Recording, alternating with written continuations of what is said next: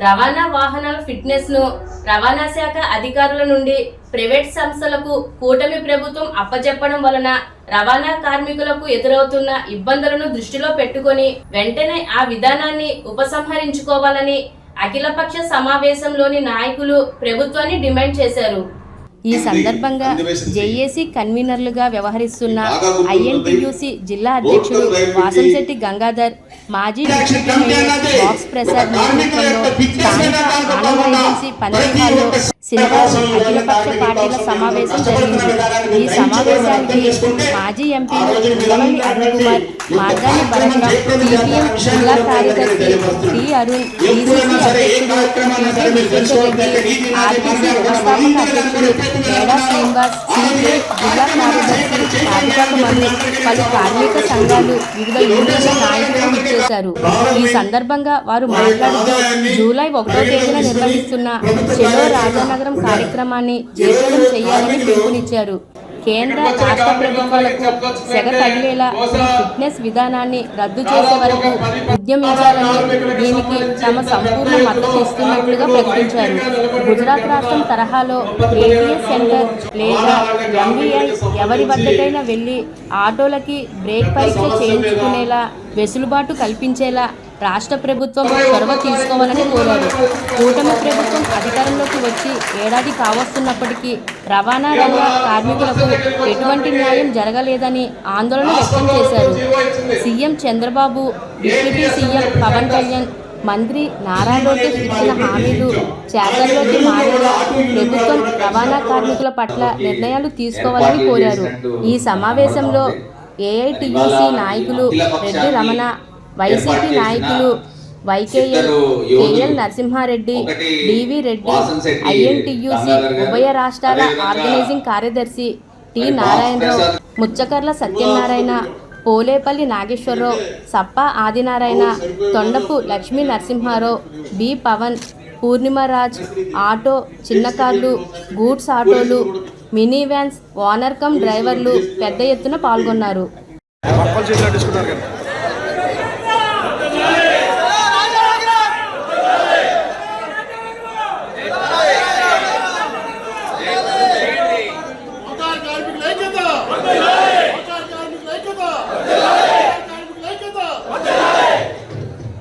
ఈ రోజు కార్మికుల విషయాలు అసలు ఎందుకు ఈ రోజు ప్రభుత్వం ఈ విధంగా నిర్లక్ష్యం అవుతుంది అన్నది ఒకసారి ముఖ్యంగా తెలుసుకోవాల్సిన విషయం. మనకి ఈ రోజున ఎప్పుడే సంవత్సరం కాలం వ్యాధి అయిపోయింది. ఈ రోజు కార్మికుల కిందే ఉండిపోయాడు. కార్మికుడికి ఏ రకమైన ఇది లేదు. మరి గత ప్రభుత్వంలో చూసుకుంటే వాహన మిత్ర అని చెప్పి 10,000 రూపాయలు మీ అందరికీ రాగా విషయం తెలుసు. ప్రతి ఒక్క సంవత్సరం మనకి ఎప్పుడు వస్తుందా, ఆ 10,000 రూపాయలు ఎప్పుడు వస్తుందా, ఆ బ్రేకులు ఏ విధంగా చేయించుకోవాలని ఆశపడే పరిస్థితి కూడా మనందరికీ తెలుసున్న విషయం. మరి ఈ రోజు సంవత్సర కాలం అయిపోయింది కానీ మన మీద వాహనం ఎత్తలేదు కానీ కనీసం మన మీద పెనుభారం పడిగే పరిస్థితి అయితే మనకు కనబడుతుంది. అప్పుడంటారు కాదంటారు సోదరులు మీరందరూ చెప్పండి. ఈ రోజు మన మీద పెనుభారం కనబడుతుంది. ఈ రోజు ట్రాన్స్పోర్ట్ విషయం తీసుకోండి, లేకపోతే ఈ రోజు రవాణా శాఖ ఏ విధంగా చూసుకోండి, సెంట్రల్ గవర్నమెంట్ ఈ రోజు ట్రాన్స్పోర్టింగ్ ద్వారా ఎన్ని వందల కోట్లు వస్తుందో తెలుసుకోండి. ముఖ్యంగా మన రాష్ట్రం మనం మాట్లాడుకుంటే ఈ రోజు రవాణా కానీ మన ట్యాక్స్ రూపంలో కానీ ఇతరేతరగా కానీ ఈ రోజున ఉన్నటువంటి ఇన్కమ్ ఏంటంటే సంవత్సరానికి 2023-24లో 9,500 కోట్లు సంవత్సరానికి వస్తుందన్న విషయాన్ని ఈ రోజు రాష్ట్ర ప్రభుత్వం తెలుసుకోవాలి. ఈ రోజు ముఖ్యంగా ఎవరైతే ట్రాన్స్పోర్టింగ్ సంబంధించిన కార్మిక శాఖ మంత్రి కానీ ఎవరైతే ఉన్నారో దీని యొక్క కార్మికుల బాధను అర్థం చేసుకొని రానున్న రోజుల్లో గవర్నమెంట్కి వచ్చిన లాభాల్లో మరి ఏవైతే గత ప్రభుత్వం మాకు ఏదైతే సహాయ సహకారాలు అందించిందో అదే విధంగా కనీసం మా గురించి ఒక క్షణం ఆలోచిస్తే కూడా మా కార్మిక సోదరులకు కూడా గత ప్రభుత్వం ఏ విధంగా చేసిందో ఆ విధంగా చేసే పరిస్థితి కూడా కనబడుతుంది అన్న విషయాన్ని కూడా ఈ రోజు ప్రభుత్వం తెలుసుకోవాలని కూడా చెప్తున్నాం. మరి అదే విధంగా ముఖ్యంగా రేపు ఏదైతే చెలో రాజానగరానికి శాంతియుత నిరసన చేయాలి కానీ మనకు గోల్లో బరంలో ఏది కాదని చెప్పి కూడా మీ అందరికీ నేను సభాముగా నేను మనం చేసుకుంటున్నాను. ముఖ్యంగా ఏదైతే ఉన్నటువంటి ట్రేడ్ సంబంధించిన ప్రతి ఒక్కరు కూడా ఒక ఆటో, ఒక టాటా ఏసీ, ఒక వ్యాన్, ఒక కారు, ఒక లారీ, ఒక బస్సు ఏదైతే దానికి సంబంధించిన ప్రతి ఒక్కళ్ళు ఉన్నారో కూడా ఈ కార్యక్రమాన్ని మామూలుగా మేమంటూ ఎవరో చేయట్లేదు. జాయింట్ యాక్షన్ కమిటీ ద్వారా యొక్క కార్యక్రమం చేపడుతున్న విషయాన్ని మీరు అందరూ తెలుసుకోవాలి. అదే జాయింట్ యాక్షన్ కమిటీ ద్వారా కూడా మీడియా ద్వారా చెప్పాం. ఈ రోజు జాయింట్ యాక్షన్ కమిటీ ద్వారా ఎలాగైతే మేము చేస్తున్నామో అలాగే అఖిలపక్ష సంబంధించిన కూడా పెద్దలు కూడా మనకు సహకరిస్తారన్న విషయాన్ని కూడా మీరందరూ తెలుసుకొని రానున్న ఏదైతే 1వ తారీఖు మంగళవారం ప్రతి ఒక్కరు కూడా ఆ రోజున ఆటోలు ఎక్కడెక్కడ ఆపేసి మాకు 8 గంటల నుంచి 2 గంటల దాకా ప్రతి ఒక్క కార్మికులు కూడా మాకు సహాయ సహకారాలు అందించాలని చెప్పి కూడా ఈ సభాముఖంగా మనం చేసుకుంటున్నాం. కేవలం మన సంఖ్యాబలాన్ని చూపించడానికి మాత్రమే కానీ అక్కడ అల్లరి కానీ ఇంకోటి కానీ చేయడానికి కాదు. ఇవాళ రాష్ట్ర ప్రభుత్వం ఏదైతే ఇచ్చిందో ఆర్డర్ జీవోని, ఆ జీవోని వెనక్కి తీసుకోవాలనేటువంటి ఒకే ఒక్క ఆలోచనతో మాత్రమే మనం ఈ కార్యక్రమం చేస్తున్నాం. తదుపరి ఆ నిర్ణయాన్ని వెనక్కి తీసుకోకపోతే తీసుకునేటువంటి నిర్ణయాలు కూడా మరి ఇవాళ కేవలం రవాణా వాహనాలు మాత్రమే బంద్కి పిలిపిస్తున్నాం కానీ తదుపరి ఇంకొంచెం సీరియస్ గా కార్యక్రమం తీసుకోవడం జరుగుతుంది. మంచి కార్యక్రమాన్ని తీసుకున్నటువంటి వాసనశెట్టి గంగాధర్ గారికి, అట్లాగే రాజమండ్రి పూర్వ డిప్యూటీ మేయర్ బాల్స్ ప్రసాద్ గారికి ఇద్దరికి నేను హృదయపూర్వకంగా అభినందనలు తెలియజేస్తా ఉన్నాను. ఎందుకంటే రాజమండ్రి నగరంలో ఆటో కార్మికులకి సంబంధించి మీరిద్దరూ 2 స్తంభాలు అంటారు. ఆటో కార్మికుల సమస్యల పైన చాలా సుదీర్ఘకాలంగా, రవాణా కార్మికుల సమస్యల పైన సుదీర్ఘకాలంగా ఎందరో వేరువేరు సంఘాల్లో ఉన్న, వేరువేరు పార్టీల్లో ఉన్న కార్మికుల పక్షాన దగ్గరగా నిలబడి పనిచేస్తున్నటువంటి వాళ్ళిద్దరూ చాలా వ్యక్తిగతంగా నాకు మంచి మిత్రులు, ఆప్తులు కూడా. అలాగే ఇప్పుడు ప్రభుత్వం అవలంబించినటువంటి ఈ ఫిట్నెస్ సిస్టమ్ అనేది చాలా ఇబ్బందులు ఎదుర్కోవాల్సినటువంటి పరిస్థితి ఉంటుంది. ఈ రోజు ఈ ఫిట్నెస్ సిస్టమ్ అనేది చిన్న విషయంగా ఆలోచిస్తే ముందు వాహనదారుడు రోడ్డు మీద తిరగడానికి భయపడతాడు. అలాగే దీని మీద ఉపాధి పొందుతున్నటువంటి కార్మిక కుటుంబాలు బహిరంగంగా చెందేటటువంటి పరిస్థితులు ఉంటాయి. ఇప్పుడు ఆటో కార్మికులు కావచ్చు, అలాగే ఇతర వాహనాలు కావచ్చు, ఏదైనా సెల్ఫ్ ఎంప్లాయ్మెంట్ వాళ్ళ స్వయం కృషి, దాని మీద ప్రభుత్వానికి ట్యాక్స్ రూపంలో కోట్లాది రూపాయలు పడుతున్నాయి. కేంద్ర రాష్ట్ర ప్రభుత్వాలు ఈరోజు రవాణా శాఖ నలుపుకోగలుగుతున్నాయంటే కేవలం ఈ ప్రభుత్వానికి ఈ వాహనాల రూపంగా వెళ్ళేటటువంటి పన్నులు చాలా వరకు ఆ శాఖను నడిపించగలుగుతున్నాయి. ఇలాంటి పరిస్థితుల్లో వేడుకలు, ఈ తరా వేడుకలు అనేది కార్మికులకి ఎంతవరకు ఉపయోగపడుతుంది అనేది ప్రభుత్వం దృష్టి సారించాలి. కానీ ఈ సిస్టమ్ ఖచ్చితంగా యావత్తు కార్మిక సోదరులు, అలాగే ఇతర రవాణా సౌకర్యం మీద ఆధారపడినటువంటి ఉపాధి పొందుతున్నటువంటి వాళ్ళందరూ కూడా వ్యతిరేకిస్తారు. అలాగే అన్ని రాజకీయ పక్షాలు దీన్ని వ్యతిరేకించే పరిస్థితుల్లో ఇక్కడికి వచ్చేసి, అలాగే ముందు ఈ కార్యాచరణ ప్రభుత్వం పట్టించుకోకపోతే ఖచ్చితంగా వాహనదారుల పక్షాన వివిధ రాజకీయ పక్షాలు, అలాగే ఉద్యమ సంస్థలు, అలాగే అన్ని సంఘాలు వాళ్ళకి భాషలుగా నిలిచి ఖచ్చితంగా ఆ ఉద్యమాన్ని ఉధృతం చేసేటటువంటి పరిస్థితులు కల్పిస్తామని, అందుకు రాష్ట్రీయ ప్రజా కాంగ్రెస్ పార్టీ నుంచి అలాగే మాకున్నటువంటి అనుబంధ సంస్థల నుంచి పూర్తి సహాయ సహకారాలు అందిస్తామని ఈ సందర్భంగా తెలియజేస్తాం. మరి ఇదే కార్యక్రమము ఇవాళ ఆటో కార్మికులు కానీ, లేకపోతే టాక్సీ కార్మికులు కానీ, లారీ డ్రైవర్స్ కానీ, వ్యాన్ డ్రైవర్స్ కానీ, వివిధ డ్రైవర్స్ కి సంబంధించిన ఈ ప్రధానమైన ఇష్యూ. మరి ఇది రాష్ట్ర ప్రభుత్వాలకి, కేంద్ర రాష్ట్ర ప్రభుత్వాలకి ఈ సెగ తగలాలనే ఒక ఉద్దేశంతో ఇవాళ ఈ అఖిల పక్షాన్ని ఏర్పాటు చేసి, మరి అదే విధంగా జూలై 1వ తారీఖున చెలో రాజానగరం కార్యక్రమాన్ని కూడా మరి ఇక్కడ ఉన్న ఆటో డ్రైవర్స్ కానీ, కార్మికులు కానీ, మీ యొక్క వివిధ సంఘాలకు అందరికీ కూడా తెలియపరిచి మన హక్కులు ఏవైతే ఇప్పుడు మీరు ప్రధానంగా లేవనెత్తిన అంశం ఏంటంటే ఏటీసీ, ఏదైతే ఇంజన్ కి సంబంధించి ఏదైతే ఒక మిషన్ గురించి మాట్లాడుతూ ఉన్నారో అది కేంద్ర ప్రభుత్వం తీసుకుని వచ్చింది.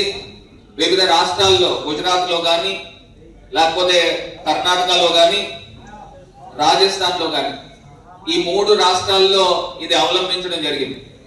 అక్కడ రాజస్థాన్ లోను, కర్ణాటకలోను వ్యతిరేకత రావడంతో ఏదైతే ఈ నిర్ణయాన్ని అక్కడ ఉన్న ప్రభుత్వాలు ఉపసంహరించుకోవడం జరిగింది.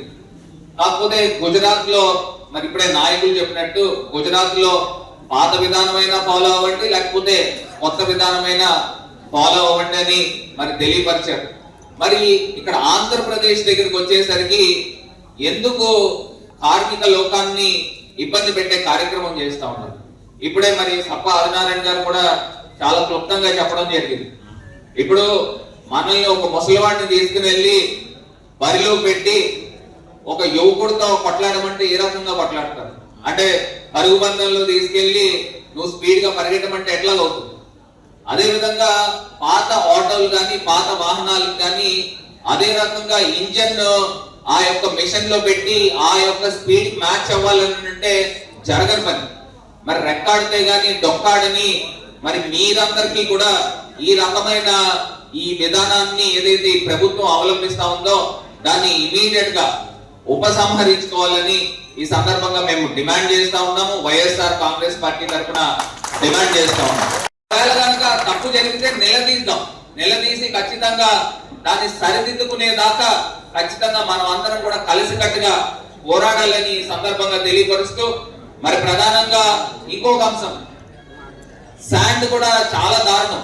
మరి ఫ్రీ శాండ్ అన్నారు, ఎవరికి మిమ్మల్ని అందరినీ కూడా కలుపుకుని అడుగులు ముందుకు వేస్తామని మీ అందరికీ మరొకసారి తెలియపరుస్తూ, మరి రాబోయే రోజుల్లో ఖచ్చితంగా ఈ ప్రభుత్వము ఏదైతే ఈ ఏటీసీ నిర్ణయం తీసుకుందో దీన్ని పూర్తి స్థాయిగా రద్దు చేయాలని ఈ అఖిలపక్షం సమావేశం ఇదిగా మీ అందరికీ కూడా తెలియపరుస్తూ ఖచ్చితంగా జూలై 1వ తారీఖున ఈ కార్యక్రమాన్ని జయప్రదం చేయాల్సిందిగా మిమ్మల్ని అందరినీ కూడా నేను భాగస్వామ్యం తీసుకున్నా, మీకన్నా ఎక్కువగా భాగస్వామ్యం తీసుకుని ముందుకు వెళ్తున్నా. ఆఖరికి ఒకటే మాట చెప్తున్నా, గత ప్రభుత్వంలో వైఎస్ఆర్ కాంగ్రెస్ పార్టీ మాజీ ముఖ్యమంత్రి వర్యులు జగన్మోహన్ రెడ్డి గారు కూడా మిమ్మల్ని కార్మిక లోకాన్ని అందరినీ కూడా దృష్టిలో పెట్టుకుని మరి ఆటో డ్రైవర్లకి మొత్తం అన్ని రకాల డ్రైవర్లకి కూడా వాహన మిత్ర కార్యక్రమం తీసుకుని వచ్చారు. మరి ఇప్పుడున్న ప్రభుత్వము మరి వాహన మిత్ర ఇస్తుందో లేదో నాకేదో తెలియదు. మరి ఫ్రీ బస్ గురించి గత ప్రభుత్వంలో మీరందరూ కూడా ఫ్రీ బస్ వస్తే ఆటో డ్రైవర్ల యొక్క మనుగడ పొట్టని కొట్టే కార్యక్రమం జరుగుతుంది కాబట్టి మీరందరూ కూడా ఆటో ర్యాలీలు తీశారు ఆ రోజుల్లో. మరి అదే తరాలు మరి ఇప్పుడు ఆగస్టు 15వ తారీఖున ఫ్రీ బస్ ని తీసుకుని వస్తున్నారు. దీనికి సంబంధించి మీ కార్యాచరణ ఏంటనేది కూడా నేను తెలుసుకోవాలని అనుకుంటా ఉన్నా. మరి ఖచ్చితంగా గత ప్రభుత్వంలో మీకు చేసిన మంచిని మీరు అందరూ కూడా గుర్తుకు తెచ్చుకోవాలి, గుర్తు పెట్టుకోవాలని కూడా ఈ సందర్భంగా తెలియపరుస్తూ, మరి నాకు ఈ అవకాశం ఇచ్చిన పెద్దలందరికీ కూడా పేరు పేరున ధన్యవాదాలు.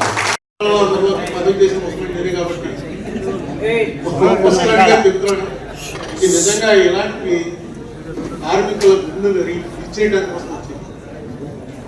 ఇది క్యాపిటలిస్టిక్ థింకింగ్ లో భాగం. మీ చేతుల్లోంచి ఒక ఆలోచన రెండు ఉంటాయి. ఏంటి? ఈ ఆటో వాళ్ళు అందరూ కలిపి ఎంత సంపాదిస్తున్నారు, ఈ సంపాదన అంతా నేనే సంపాదించుకుంటే ఎవరికి జీతాలు ఇవ్వచ్చు కదా. కింద అడిగితే అంతంటే ఒక 600 700 నుంచి 1000 రూపాయల దాకా వస్తుంది. గట్టిగా పనిచేసి 1000 రూపాయలు వస్తుంది. దాంట్లో 300 ఎంతో ట్యాక్స్ కట్టేయాలి, ఆయిల్ ఇచ్చేయాలి, ట్యాక్స్ కట్టాలి, దాని మీద డిప్రిసియేషన్ ఉంటుంది. లెక్కలు అడిగేది ఊరికే సరదాగా. ఈ లెక్కలన్నీ చూసుకుని ప్రాఫిట్ ఎంత తీయించనేటువంటి ఆలోచనే క్యాపిటలిజం. మీకు వచ్చేటువంటి ఆదాయం ఇంకా ఎలా పెంచచ్చు అనే ఆలోచనే సోషలిజం. ఇందులో పెద్ద తేడా ఏం లేదు, పెద్ద థీరీ లేదు చదవట్లేదు. ఇప్పుడు ఉన్నటువంటి ప్రభుత్వాలు క్యాపిటలిస్టిక్ ప్యాటర్న్ ఆఫ్ సొసైటీని సపోర్ట్ చేసే ప్రభుత్వాలు. భారతీయ జనసంఘ ఇవాళ భారతీయ జనతా పార్టీగా మారింది. వాళ్ళ ఎజెండాయే అది, అంటే దాచుకోవట్లేదు. వాళ్ళ ఎజెండా ఏంటంటే క్యాపిటలిస్టిక్ థీరీలో బాగా సక్సెస్ అవుతుంది దేశం, ఇంకా డబ్బులు సంపాదించవచ్చు, ఇంకా రిచ్ అవుతాం అనే ఆలోచన ఉంటుంది. సోషలిస్ట్ ప్యాటర్న్ ఎలా ఉంటుందంటే, ఇప్పుడు మొన్న చెప్పారు మనం 3వ ఆర్థిక వ్యవస్థ అయ్యాం, ప్రపంచంలో 3rd లార్జెస్ట్ ఎకానమీ అంతే. కానీ ఇక్కడ ఉన్నటువంటి జనాలు మీకేమంది, అది ఒక 10 ఫ్యామిలీలో 100 ఫ్యామిలీలో ఉంటాయి. వాళ్ళ దగ్గర 50% మొత్తం ఆస్తులన్నీ వాళ్ళ దగ్గర ఉంటాయి. ఒక 50% జనం దగ్గర మొత్తం ఆస్తుల్లో 1% ఉంటుంది. ఈ లెక్కలు చాలా మందికి అర్థం. మనకి ఎంతసేపు ఏంటంటే, ఈవేళ మనం సంపాదిస్తున్న డబ్బుతో హ్యాపీగా గడుపుతున్న వాళ్ళం, నెల అయిన తర్వాత అదే డబ్బుతో ఎందుకు హ్యాపీగా గడపలేకపోతున్నాం? ఎక్కడ తేడా వచ్చింది? ఈవేళ మాకు పోయిన నెలలో బాగా సరిపోయేటువంటి డబ్బులు ఈ నెల ఎందుకు అప్పు చేయాల్సి వస్తుంది అనేటువంటి ఆలోచన వచ్చిన రోజున, ఆ ఆలోచన నిలబడిన రోజున ఖచ్చితంగా దేశానికి మంచి జరుగుతుంది. క్యాపిటలిస్ట్ అవ్వండి, సోషలిస్ట్ అవ్వండి. కానీ చాలా మందిలో ఆలోచన రాదు. పూర్వం ఆ ఆలోచన ట్రేడ్ యూనియన్ నాయకులు చేసేవారు. ట్రేడ్ యూనియన్ తరఫున నాయకులు కూర్చొని అదే ఆలోచన చేసేవారు. నేను బాలాజీ దాస్ గారితో, ప్రభాకర్ చౌదరి గారితో, ఉప్పులూరు సుబ్బారావు గారితో, ఇలాంటి వాళ్ళతో కలిసి పనిచేసే అవకాశం వచ్చింది. నేను మొట్టమొదటి ట్రేడ్ యూనియన్ 83లో వచ్చినప్పుడు జోసెఫ్ రాజ్ అని జోషి గారు పేపర్ మిల్ ఐఎంటీసీ ప్రెసిడెంట్. నాకు తెలుసున్న జ్ఞానం ఏదైతుందో అది మీ అందరికీ తెలుసు. ఇప్పుడంతా చేతిలోకి వచ్చేసింది. ఏది కావాలంటే అటగా పడితే తెలిసిపోతుంది. నేను ఏదో చెప్పాను అనుకోండి, పాకిస్తాన్కి మనకి 1954లో జరిగిన యుద్ధంలో అనేటప్పటికి కట్టడం అందరూ 54లో యుద్ధం అయిందా లేదా అసలు వెంటనే చాలా ఎంత అవుతున్నాయని చెప్తున్నారు. ఇది జ్ఞానం బాగా పెరిగిన తర్వాత ఎవరికో చెప్పక్కర్లా, నలుగురు కలిసి ఉన్నారా అన్న ఫీలింగ్ ఇవ్వటమే. డబ్బున్న వాడికి పేదవాడిని చూసి ఎప్పుడు భయం వస్తుంటే పేదవాళ్ళందరూ కలుస్తారా అన్న భయం ఒకటే ఉంటుంది. పేదవాళ్ళందరినీ అందరినీ అనే ధీమా ఉన్నంత కాలం ఎప్పుడూ పేదవాడికి అన్యాయం జరుగుతుంది. ఏమైనా కొనలేవరా ఇది కలిసిపోతే మనకి చాలా ప్రమాదం అనుకున్నంత అనేటువంటి ఆలోచన డబ్బున్న వాడికి వస్తే ఒళ్ళు దగ్గరెట్టుకుంటాడు. ఒళ్ళు దగ్గరెట్టుకుంటేనే చాలు మంచి చెప్తుంది. డబ్బున్న వాళ్ళంతా క్రూరులు దుర్మార్గులు కాదు. కానీ డబ్బు అనే అలాంటి మనకు వచ్చిందంటే డబ్బోసారి వచ్చిన తర్వాత ఇంకా ఆకలి పెరిగిపోతుంది. మందు కొట్టేవాడికి ఎంత తాగినా సరిపోతుంది, పడిపోయి స్లో తప్పిపోయి. మీకు తెలుసుగా చాలా మంది ఉంటారు, స్లో తప్పిపోయే వరకు